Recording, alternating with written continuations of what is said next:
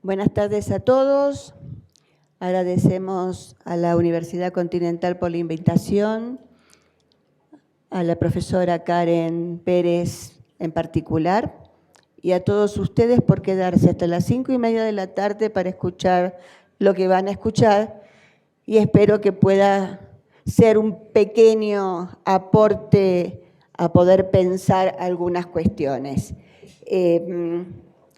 La idea es hablar de los vínculos primarios y relacionarlos con unas neuronas que hace unos 15, 18 años fueron descubiertas, y ahora vamos a ver por quién, en la Universidad de Parma, en Italia, y pensar en los vínculos primarios como esos vínculos que inician nuestro recorrido por la vida y que son tan significativos al momento de estructurar nuestra personalidad.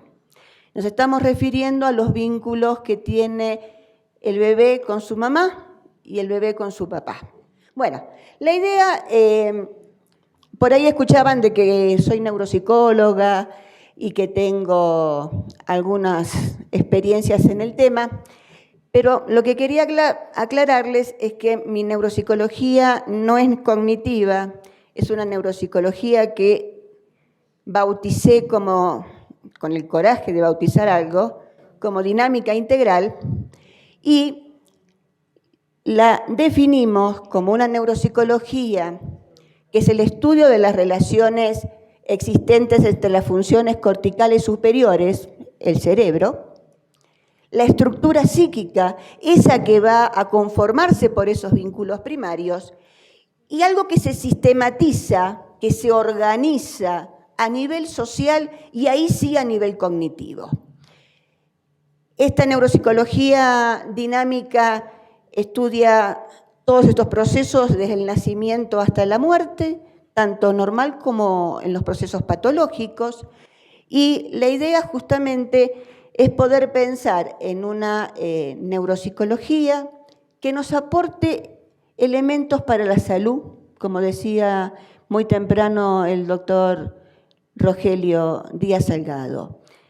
Pensar más que en la prevención, en la promoción de salud. Por eso pienso en los vínculos primarios. Les decía las neuronas espejo.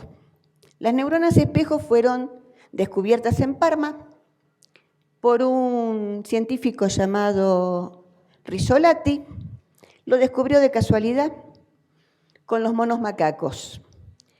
Viendo que estos monos macacos lo que hacían era imitar movimientos de personas y de otros monos, aún sin la presencia de esos sujetos o de esos animales. Esto ha generado pensar que había cierto tipo de neuronas, células cerebrales, que permitían la imitación. Y esta cuestión de la imitación empieza a jugar en nosotros los psicólogos como algo importante.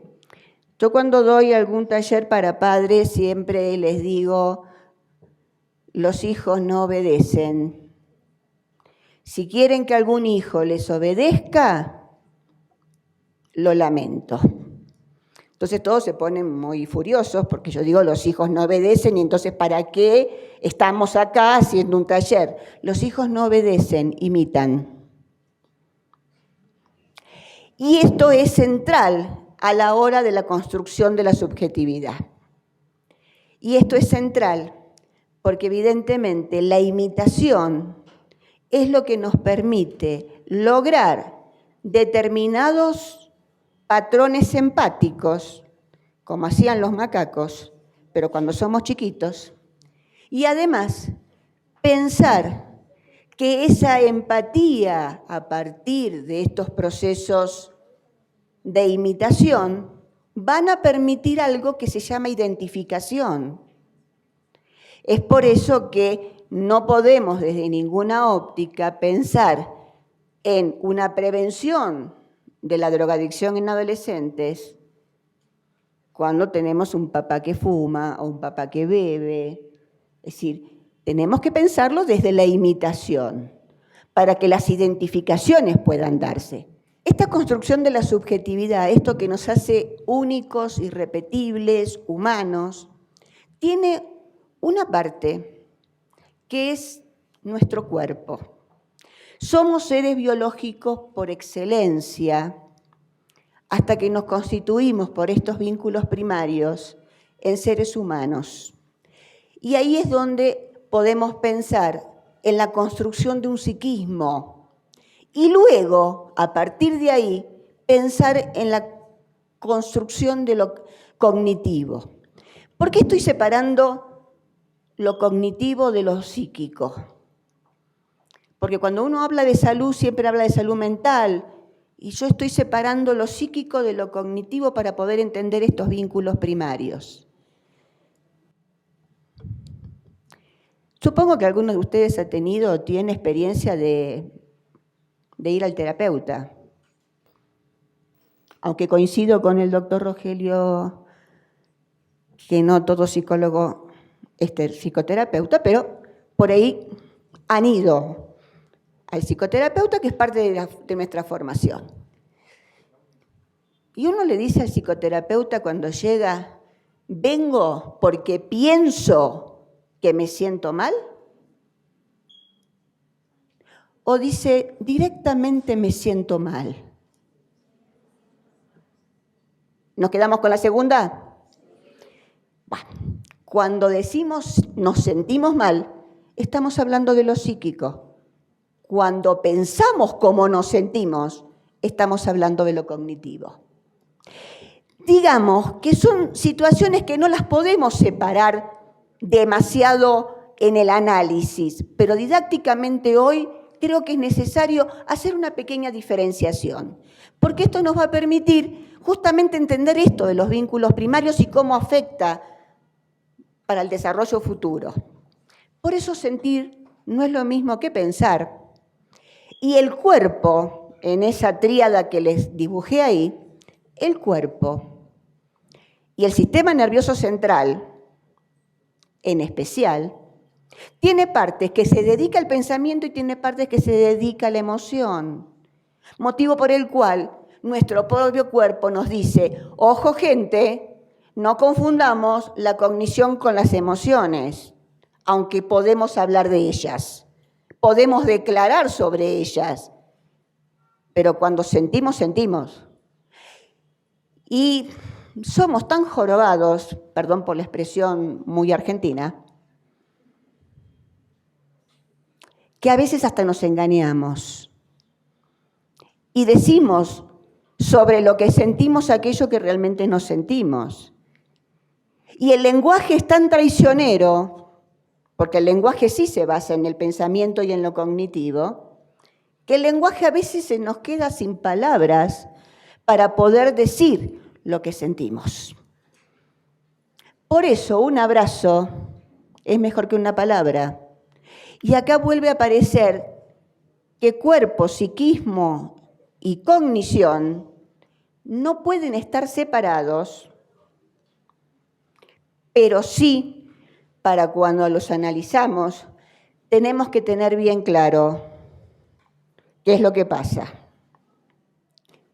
Este es el señor Rizzolatti, el de los monos macacos, le conocen la cara. Vamos a otra. Decíamos que hay partes del cerebro entonces que se dedican a pensar y hay partes del cerebro que se dedican a sentir. Las vamos a ir identificando de a poquito y las vamos a ir viendo desde este concepto de las neurociencias. Y ahí dice, estas neuronas espejo que hacen lo que otros hacen. Y les voy a dar un ejemplo muy simple. ¿Vieron cuando tenemos a alguien que bosteza al lado? ¿Qué hacemos? No podemos evitar el bostezo.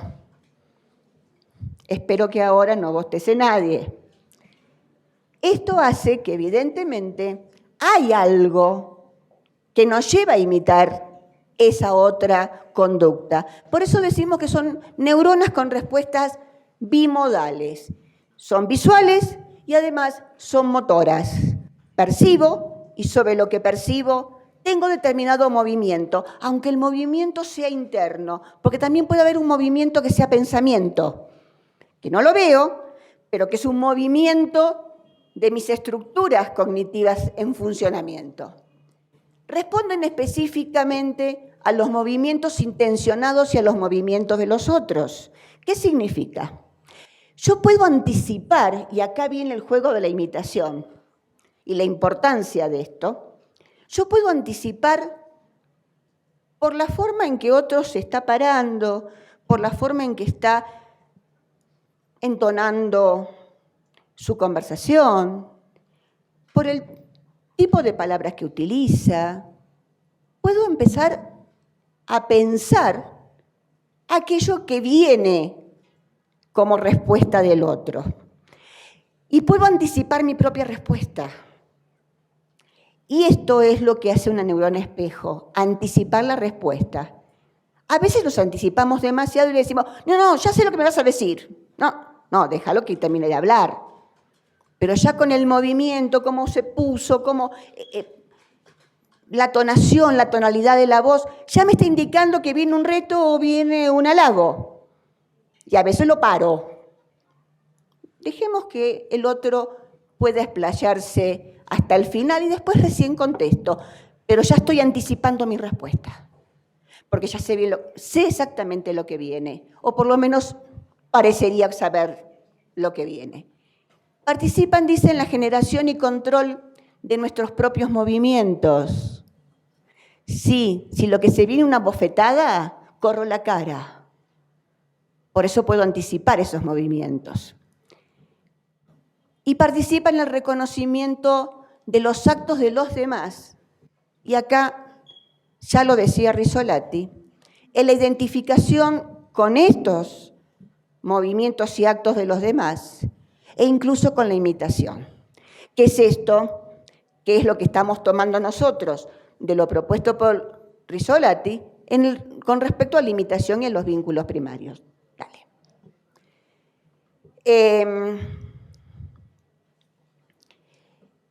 Es importante que estas neuronas espejo participan en el reconocimiento de los rostros y en la expresión facial de esos rostros.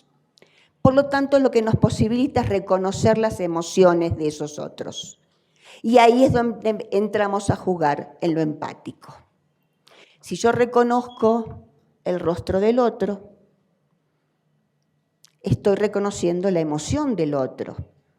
Y este aquí, que solamente es privilegio del humano el reconocimiento de los rostros. Ese reconocimiento de los rostros tiene un nombre que nosotros en neuropsicología le llamamos prosopagnosia. Y esa prosopagnosia, ya del año 47, Bodamer la define, vamos a la otra, tiene una etimología muy significativa. Viene del griego prosopón, que significa persona. Y significa, además, para los etruscos, persú, que significa ahí. Ahí está el otro, que con sus emociones me constituye. Y aquí estoy yo, que con mis emociones lo constituyo. En el nosotros nos encontramos, y en ese encuentro es que se da la posibilidad de la construcción de la subjetividad, por la imitación y por la empatía que veníamos diciendo recién. Lo primero que un bebé reconoce son los ojos. ¿Por qué? Tendríamos que haber ido a otra diapo. Fíjense la posición que tienen esas pinturas. Ya en el siglo pasado, a principios del siglo pasado, la pintora Mary Cassatt en Estados Unidos dibuja madres e hijos y siempre los dibuja en esa posición del amamantamiento.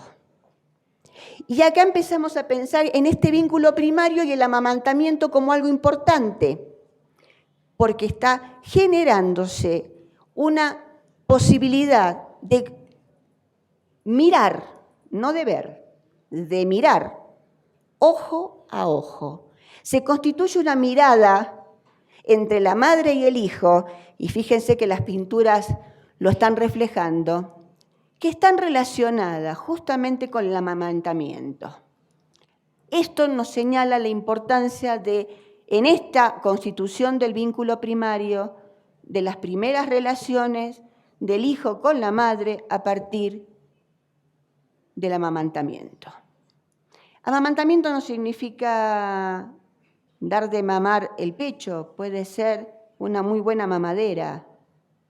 Es decir, es la posición de amamantamiento y de sostén. Un psicoanalista de la escuela inglesa, Winnicott, lo habrán sentido nombrar, justamente habla del holding, del sostén que tiene que tener una madre para que sea suficientemente buena y sea posibilitadora de constitución de sujeto. Ahí. Lo segundo que ven es la nariz. Lo tercero que se ve es la boca. Y por último, el rostro completo. ¿Y saben en qué momento podemos reconocer un rostro completo? Octavo mes de vida. Entre el sexto y el octavo mes de vida reconocemos un rostro. Spitz hablaba de la angustia del octavo mes. La neuropsicología nos está diciendo que la angustia del octavo mes se debe a que si yo no tengo la constitución desde las neuronas espejo, de la imitación de la mirada y de los gestos y de las emociones, y la posibilidad de construir un rostro, un reconocimiento perceptivo de un percepto completo, una gestalt cara de una persona, de esa persona que es mi mamá, no tengo angustia. El tema es cuando empecé a conocerla y reconocerla. Entonces, cuando se va, lo que queda, por más que sea la mejor niñera, la abuela, el padre, no es la madre. Y ahí es donde comienza la necesidad justamente de un buen sostén, porque el rostro empezó de la madre a ser un rostro conocido. Esto lo decíamos recién, la prosopagnosia abarca aspectos más amplios de la configuración del rostro, incluye la captación de la expresión emocional. Y esto es importante. Y esto es importante también en función de la comunicación, no solamente de la comunicación madre-hijo, sino también de la comunicación padre-hijo y de la comunicación docentes, sociedad, porque nos permite una buena adaptación este reconocimiento de la expresión emocional. Y fíjense que cuando hablamos de un reconocimiento y una posibilidad de una mejor comunicación, estamos hablando justamente de sujetos que están en desarrollo hacia la adaptación, no hacia la sobreadaptación, sino hacia la adaptación para un bienestar. Es importante poder rescatar, y se lo digo a los futuros psicólogos, la coherencia entre lo que se dice y lo que se expresa con este rostro. Clínicamente, a veces uno ve mamás con patologías depresivas que viene el nene con el cuaderno, con una carita feliz que le puso la maestra, contento, saltando en una pata porque viene a buscar la felicitación y el reconocimiento de la madre o de la familia, y la mamá le dice, bueno, te felicito, con esta cara de póker. Esto es lo que de alguna manera genera la incoherencia entre lo que se dice y lo que se hace, entre lo que se dice y la expresión emocional. Pero también tenía el caso de una maestra jardinera Vieron que las maestras jardineras, y no quiero pelearme con nadie, pero es una observación general que uno hace, a todo el mundo le dice mamita, queridito, hijito, chiquitito, todo es en miniatura, ¿no? Entonces, y todo es con una sonrisa de oreja a oreja. Y tenía una mamá que era de un pacientito que era maestra jardinera y lo retaba con una sonrisa de oreja a oreja, motivo por el cual la criatura nunca entendía por qué la madre estaba tan feliz cuando lo retaba. Entonces, tampoco hacía efecto ni para la madre depresiva, para la felicitación, ni para la madre casi maníaca, para el reto. Esto es lo que justamente nos está planteando este concepto de prosopagnosia. Por eso decimos que funda el psiquismo y hace a las construcciones de las relaciones sociales futuras. Esto lo dicen varios autores, que no nos vamos a detener ahora. Y esto lo veníamos diciendo, hay regiones cerebrales que se dedican a lo que es cognición y hay zonas cerebrales que se dedican al procesamiento de lo emocional. Las vamos a pasar porque por ahí prefiero, si ustedes lo desean, una ida y vuelta de preguntas y respuestas.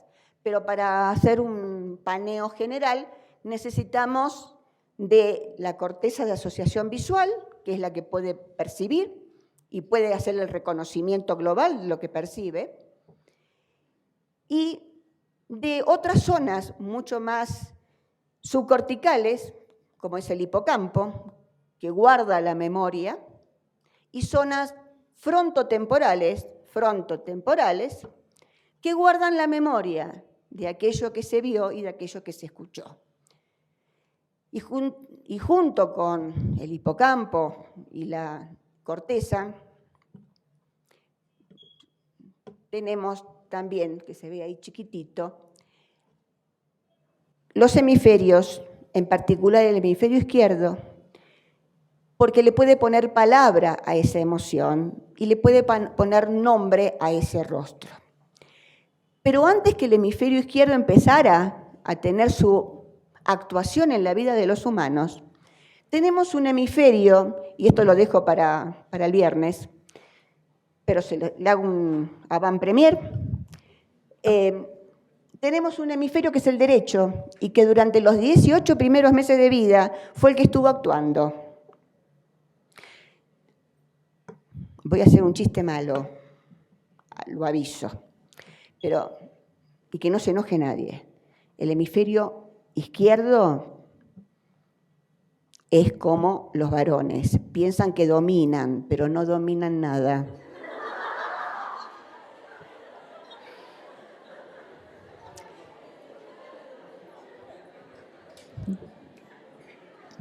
¿No es así? Las chicas lo aprueban. Bueno.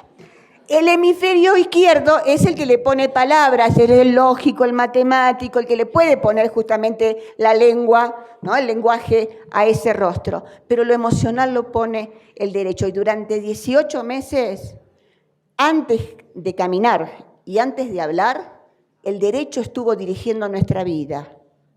Estuvo dirigiendo la percepción emocional, estos vínculos primarios, este abrazo con la madre, con el padre, con los sustitutos que pueden tener esos niños. Todos esos procesos van a ese hipocampo, a esa memoria emocional que no tiene registro lingüístico, porque, oh casualidad, todavía no tenemos palabras para poder nombrarlos. En la medida en que tenemos palabra para nombrar nuestras emociones, es ahí cuando empezamos a recordarlas como situaciones con lenguaje. Esto nos da la posibilidad de pensar, por ejemplo, en un término que Freud, padre del psicoanálisis, lo menciona, que es la amnesia infantil. Y la neuropsicología viene a contarle a Freud, que no estaba para nada disgustado con nosotros, porque decía que, bueno, que algún día alguno se iba a dedicar a esto. Esa amnesia infantil de la que habla Freud no pudo haber sido de otra manera, porque al no tener lenguaje no tengo recuerdo en palabra, y el recuerdo se declara. La memoria es declarativa, episódica, procedimental, hoy lo hablábamos con Karen. En la medida en que no tengo una palabra para poder nombrar aquello que me pasa, motiva justamente que sea el cuerpo el que lo expresa. Por eso la amnesia infantil que planteaba Freud es lógica, porque no hay lenguaje. Y esto viene a colación de esa conferencia que escuchábamos hoy sobre cómo diagnosticar un abuso. Porque hay que ver en qué momento de la historia de esa criatura, y perdón que me meta en una conferencia que ya se dio, pero hay que ver en qué momento se produjo el primer abuso. Porque si no le puede poner palabras, lo único que va a denunciar, anunciar y enunciar es el cuerpo. El cuerpo anuncia, denuncia y enuncia cuando el lenguaje falta. Y fíjense que son esos vínculos primarios los que sostienen desde neuropsicológicamente el hemisferio derecho lo emocional de lo que hoy en día somos cada uno de nosotros. Karen. Y tenemos algo importante dentro de este sistema de neuronas espejo y del sistema nervioso, que es el concepto de plasticidad. El cerebro no es algo estructurado, rígido, es algo plástico, no está programado, ni siquiera está programado genéticamente. Hay una predisposición, pero el medio es el que va posibilitando desarrollar potencia. Motivo por el cual tenemos que pensar que este concepto de cerebro plástico nos da la posibilidad de pensarlo al humano y a estos procesos que pasan por el sistema nervioso como un fenómeno vivencial, como un fenómeno, como dice ahí, histórico, que marca para cada hombre caminos diferentes que hacen que se responda de manera singular. La misma situación no es respondida aún con las neuronas espejo, aún con la imitación y aún con la empatía y aún con lo que podría llegar a ser un calco, porque la plasticidad neuronal hace que los caminos que sigue todos los procesos sinápticos sean únicos e irrepetibles. Y lo histórico de cada uno está construido a partir de ese recorrido que hicieron algunas sustancias químicas que se llaman neurotransmisores. Por eso decimos que el carácter dinámico, flexible y plástico de la corteza cerebral es lo que posibilita que se sustente tanto lo psíquico como lo cognitivo. Y por eso decimos que es la que posibilita cambios funcionales que son perdurables en el tiempo. Aquello que dañó en épocas tempranas queda, porque la plasticidad no siempre es buena, no siempre es positiva. También tenemos plasticidad negativa. Y un hecho que nos marca negativamente puede perdurar porque hay cambios estructurales y funcionales en el sistema nervioso. Y por eso decimos que toda conducta deja su huella, deja su huella anémica y permite que la información pueda ser utilizada cuando uno encuentre ese momento adecuado para recuperarla. A veces no la recuperamos y necesitamos determinados procesos para llegar a lo más íntimo, justamente de esas cuestiones que son emocionales y que no tuvieron palabra para poder dejar esta huella anémica lingüística. En esta construcción de la subjetividad, a mí me queda,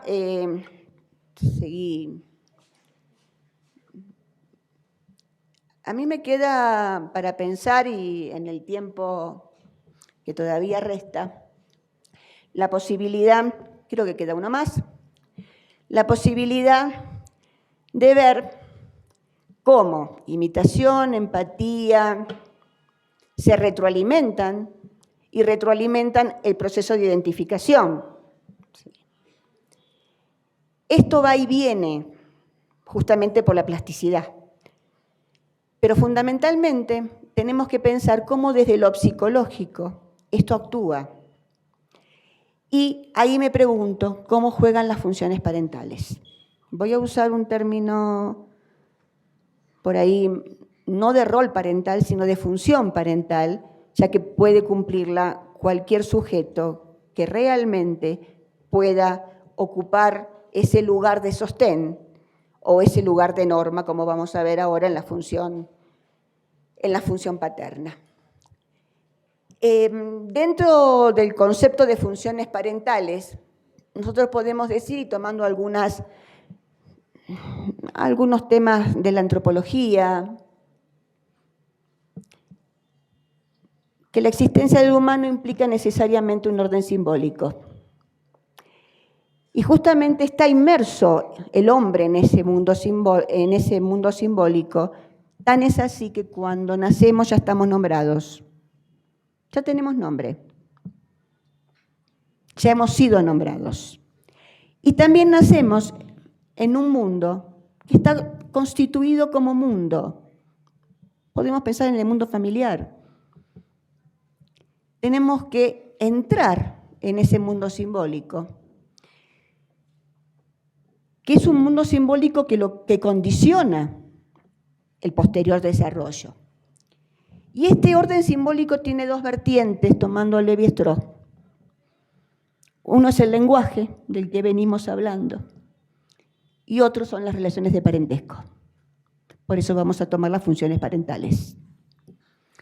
En este sentido, la función materna, recordamos esa posición de amamantamiento y la mirada de ojo a ojo, de mirada a mirada, de caricia, de tacto, para que en realidad pensemos, ¿esa función materna qué hace? Esa función materna origina estructuras afectivas desde lo psíquico, pero modifica estructuras límbicas. Ustedes habrán sentido hablar del sistema límbico como un sistema subcortical. Algunos han visto neurociencias. Vamos, el hipocampo es parte de ese sistema límbico. Pero también tenemos que esa estructura, a partir de la función materna, arma una urdiembre, arma una red afectiva que deja un registro a nivel del sistema nervioso y que va a ir permitiendo justamente la posibilidad de que en ese contacto con madre e hijo aparezca una tercera figura, que es la figura del padre. Y acá tenemos la función paterna. Vale. Vamos a hacerlo sencillo. ¿Para qué me sirve el padre? Bueno, no era para un chiste esto. Yo lo decía seriamente. ¿Cuál es la función paterna? Trato de relajarlos un poco porque sé que fue un día largo. Nos quedan todavía 2 días de actividad, así que bueno, vayámonos relajados de aquí. La función paterna es norma. La función paterna no tiene por qué ser un papá físico. Es la función que se cumple dentro de un grupo familiar desde el punto de vista de la organización de la familia. Es la norma, es la ley, es lo que marca lo que se debe y lo que no se debe hacer. Es justamente el límite fundador de la espera. que la mamá lo empieza a practicar desde los primeros vínculos, desde las primeras experiencias con el bebé, donde le va poniendo lenguaje a lo que el bebé siente. Y eso tiene que ver con la norma que permite la espera. Un ejemplo, por ahí tenemos madres por acá, parece que pocas, pero tenemos madres. ¿Vieron cuando uno va preparando la mamadera y el bebé llora y llora y llora y uno dice, bueno, a ver, ¿cómo hago para que se calle mientras que caliento la mamadera? Entonces uno le dice, sí, Juanito, ya va, mamá está acá. Y le empieza a contar lo que está haciendo. Intenta calmarlo. Lo que intenta es que aprenda a esperar. Que hay un tiempo desde el reclamo hasta el momento en que se ejecuta aquello que se tiene que ejecutar, que es darle de comer, la acción. Si no hay espera, aparece una situación a posteriori, y lo veremos después el viernes, en lo que se constituyen en conductas de riesgo, en droga, alcohol. No puedo esperar, no me puedo bancar la ansiedad, no me puedo bancar la espera, tiene que ser todo ya. Y como tiene que ser todo ya, aparecen elementos extraños. Esa función paterna es lo que nos permite la reflexión, porque en la espera reflexiono. No hay posibilidad de reflexionar en los torbellinos.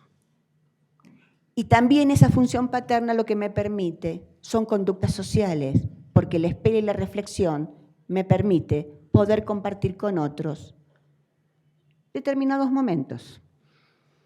Si no soy el centro del mundo, soy el ombligo del mundo y todo el mundo está a disposición mía. Por lo tanto, no aprendí a esperar, no reflexiono, no tengo conducta adaptada. Para eso sirve el padre o la función paterna, para dar norma. Decimos que tiene una doble empresa, porque además, esta norma que hoy aparece como desde afuera, en algún momento se constituye en propia. Entonces no voy a necesitar que me digan lo que debo hacer, voy a saber lo que se debe hacer. Y entre lo que quiero, puedo y debo, hay un interjuego de equilibrios que me van permitiendo justamente poder compartir con otros. La función paterna, desde las primeras experiencias, son las que posibilitan la entrada al mundo. Es poder acceder, años más tarde, a la socialización, a la cultura. Es la posibilidad de tener una estructura psíquica que me permita poder decir yo, a diferencia de otro, claramente, y me permite justamente participar de organizaciones sociales. Esa función paterna, miren para qué sirve el padre, instituye y su presencia ejerce a nivel del sistema nervioso central las estimulaciones necesarias y suficientes para que la norma se instaure. ¿Por qué? Porque tengo que tener un hipocampo, una parte del cerebro, no importa cómo se llame, que guarde ese recuerdo de la norma, que guarde ese no se puede o ese se debe esperar. Esa función justamente paterna lo que permite es la transmisión del conocimiento y además lo que permite es que en un juego dialéctico ese conocimiento se transmite generación a generación. Y acá nos merece una pequeña reflexión. ¿Qué nos está pasando? No sabemos esperar, no hay reflexión, la norma no existe. Desde la norma de tránsito que hablábamos hoy. Esto produce caos. ¿Y saben lo que produce el no tener claras las reglas de juego? Angustia. Y el bienestar del que hablaba Rogelio Díaz hoy temprano se fumó. Estos vínculos primarios, lo que están permitiendo, si se constituyen como sostén y como norma, padre y madre, lo que nos permiten justamente es empezar a generar nuevas generaciones, porque hay algunas ya que estamos ahí casi en duda, nuevas generaciones de sujetos en bienestar y en salud. Por eso tenemos que tener muy en claro que si no hay una norma dadora desde esta función paterna, dadora de seguridad, dadora de sostén, lo único que se puede establecer es que el vínculo madre-hijo, la díada madre-hijo, quede enquistada, quede simbiótica. Y el único referente que tengo sea una sola persona. Y entramos a la psicopatología. Y a la psicopatología grave. Justamente ¿por qué? Porque no pude entrar en este mundo tan importante que es la cultura. Que es la cultura como socialización, que es la cultura como compartir. Repito estas palabras porque en realidad creo que son las que de alguna manera nos tienen que quedar muy claras. Vamos a tomarnos 5 minutos para decir, bueno, este sistema límbico que armaba esta urdiembre afectiva en el vínculo con la madre, ¿cómo se constituye? Se constituye con 3 o 4 formaciones fundamentales. Algo que se llama amígdala. Esta amígdala, en realidad, lo que hace es la conservación de la especie, es la encargada de la supervivencia, la encargada de lo instintual. Pero esta amígdala, si se queda así, se queda simplemente en una estructura y formación tan básica que es casi animal. Instinto puro no somos, justamente porque tenemos con qué pensar. Esto que de alguna manera Freud plantea, la diferencia entre instinto y pulsión. En el instinto vamos a encontrar aquello que nos lleva a buscar esa meta y ese objeto, pero en la pulsión nos dice que tiene que tener una representación afectiva, no es cualquiera. Pero además, no es cualquiera, porque en esos vínculos primarios se fueron dando improntas que quedaron grabadas que me dicen que no es cualquiera el que tiene que, al que tengo que querer, al que tengo que amar, al que tengo que considerar, o el que me tiene que considerar, amar y querer. Por eso es tan importante estos vínculos. Este sistema límbico tiene factores genéticos, justamente lo instintual es genético. Pero además, durante la gestación, dale una más, durante la gestación aparecen determinados procesos, diríamos, para llamarlo de alguna manera, que nos permiten también relacionar a esta madre con este niño.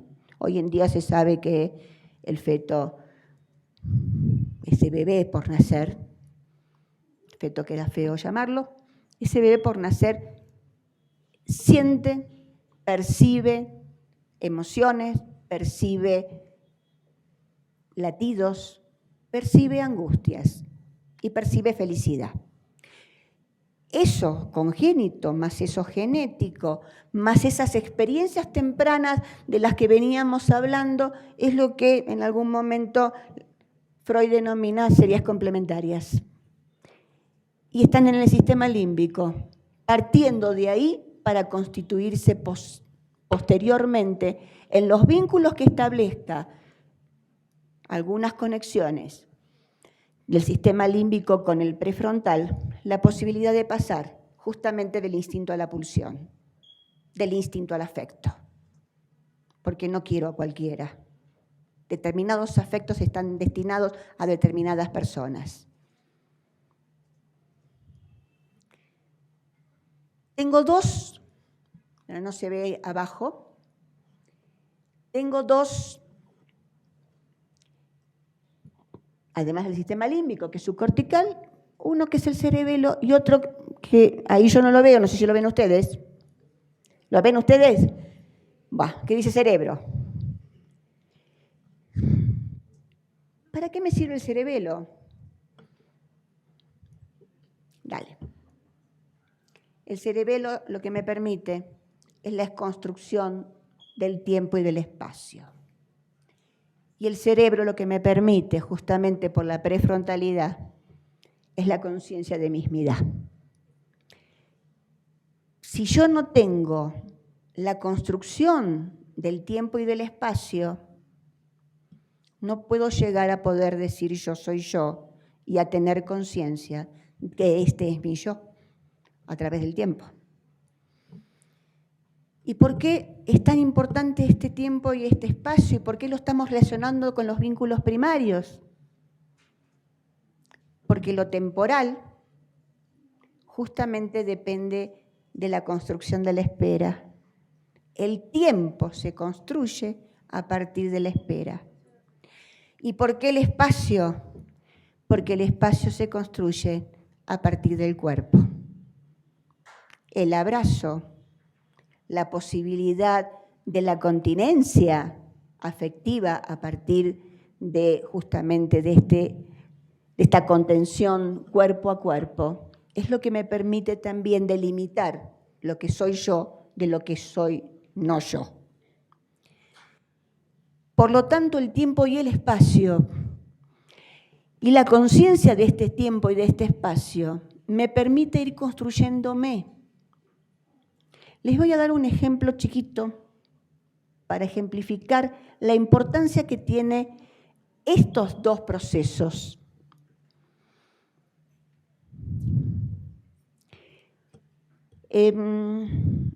A mí no me gusta llamarlo niños con ADHD. Voy a aclarar algo antes de poner el ejemplo. Voy a tirar una bomba, aviso. Para mí el ADHD no existe. No pasó nada, pensé que me tiré una bomba. Uno puede decir que hay trastornos de la atención y niños con hiperactividad que además tienen trastornos de la atención. Pero no podemos estar diagnosticando a todo el mundo como ADD. Me parece que es una falta de respeto al humano pensar que todo el mundo, y esto es un tema, por lo menos en Argentina, de las escuelas y de los docentes, no hablo de Perú, hablo de Argentina, ni de ningún otro país, donde todo el mundo se otorga la posibilidad de diagnosticar a un niño y de mandarlo al neurólogo. Y esto creo que es importante tenerlo en cuenta como psicólogos y como futuros psicólogos y psicólogas, en pensar que el síndrome atencional está, pero no tan diseminado como si fuera una epidemia. ¿Y por qué digo esto? Muchas gracias todavía no, porque salvo que me quiera ir, echar. ¿Por qué? Porque justamente la construcción del tiempo y del espacio está claramente dado en aquel que tiene síndrome atencional con hiperactividad. ¿Por qué? Justamente porque no tiene capacidad de espera, porque no tiene capacidad de poder postergar la frustración. Si quiero esto, lo quiero ya. La frustración no existe. El bajo nivel de frustración es claro en estos niños que tienen síndrome atencional con hiperactividad.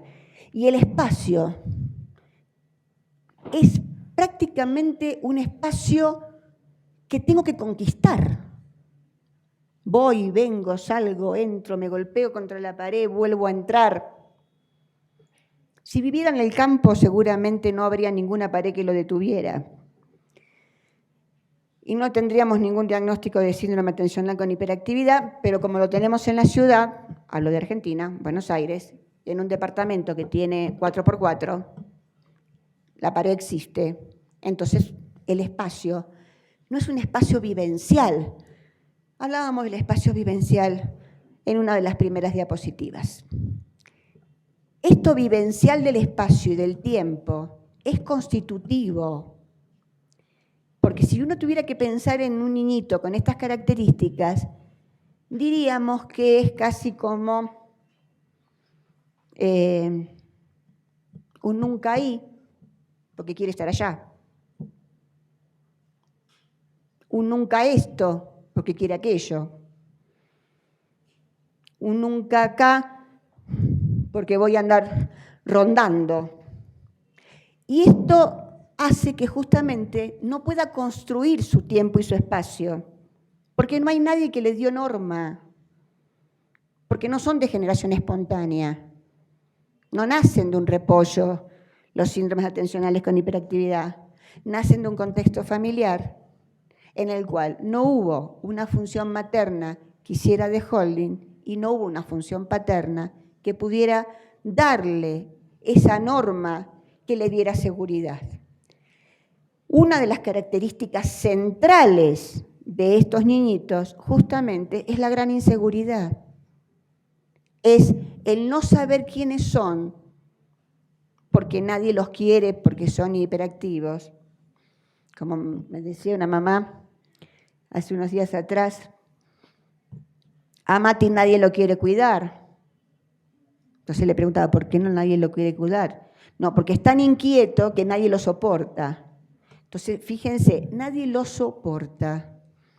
Y si uno hace un pequeño juego de palabras, soportar es sostener. Y cuando uno empieza a pensar en que nadie lo soportó, que nadie lo sostuvo, ahora que tiene 3 años, es un problema en el jardín. Dentro de un par de años atrás, como no se va a bancar la espera porque tiene que ser todo ya, y empezaremos a ver cómo bajamos la angustia con algún psicofármaco, con alguna droga, con alcohol.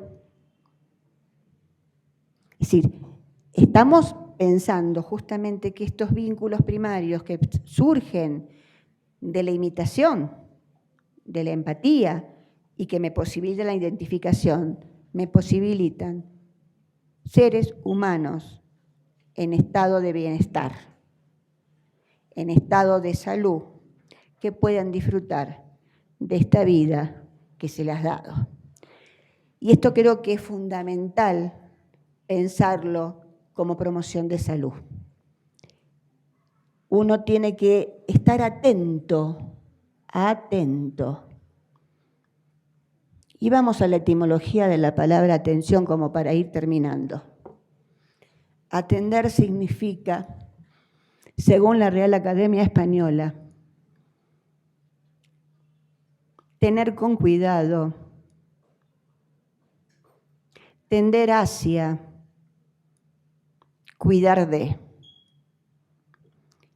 No pretendamos que alguien que no ha tenido o no ha sido atendido en sus vínculos primarios pueda atender a otro ser humano. Tenemos que trabajar para eso, gente. Muchas gracias.